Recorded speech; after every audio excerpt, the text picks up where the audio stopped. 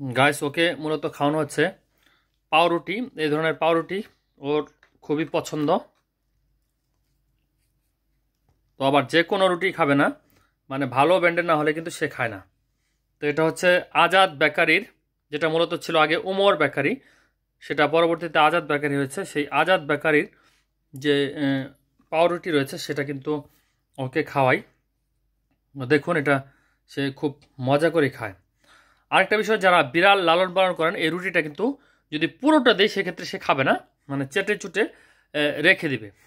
তো এরকম আপনারা ছিঁড়ে ছিঁড়ে অল্প অল্প করে তারপর দিবেন, সেক্ষেত্রে দেখবেন যে এটা সে মজা করে খাচ্ছে। আর যে কোনো খাবার, মাছ হোক বা যে কোনো খাবার হোক, যদি অল্প অল্প দেন দেখবেন বিড়াল খুব সুন্দরভাবেই খেয়ে নেবে।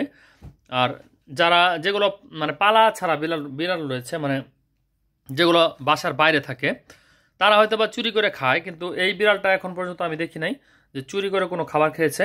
আর বেশি রকমের খাবার দিলে সে খেতে চায় না, মানে একটা নবাবী আর কি একটা ভাব এই ধরনের মনে হয় আর কি আমার কাছে। তো এই দেখুন ছোট ছোট আমি ছিঁড়ে ছিঁড়ে দিচ্ছি, তার যতক্ষণ ভালো লাগে সে খাবে।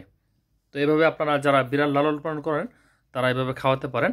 তো আমার কাছে মনে হয় যে আর্টিফিশিয়াল যে বিড়ালের জন্য ফুড যেগুলো বাজারে পাওয়া যায়, বা বিড়ালের জন্য যে এক্সট্রা খাবারগুলো পাওয়া যায়, সেগুলো না খাওয়ানো উচিত। কারণ ওইখানে কিন্তু বিভিন্ন ধরনের স্টেরয়েড জাতীয় খাবার থাকে, যে খাবারগুলো খেলে আপনার বিড়াল স্বাভাবিক উদ্যম কিন্তু হারিয়ে ফেলবে এবং দুর্বল হয়ে যাবে, ঝিমাবে, এরকম অনেক বিষয় রয়েছে।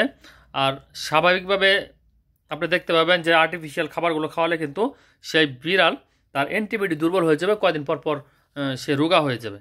আর যেই খাবারগুলো আমরা খাই ন্যাচারাল খাবার, মানে শাকসবজি সহ ভাত, মাংস, মাছ, এগুলো যদি আপনি খাওয়ান তাহলে কিন্তু আপনার বিড়াল এরকম সুষ্ঠুপুষ্ট থাকবে এবং সে কিন্তু অনেক শক্তিশালী থাকবে।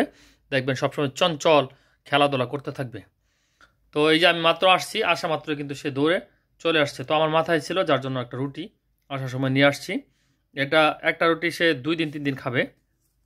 আর পাশাপাশি অন্যান্য খাবার তো রয়েছেই, যেমন মাছ রয়েছে, আরেকদিন সেই বিষয়টা আপনাদেরকে দেখাবো।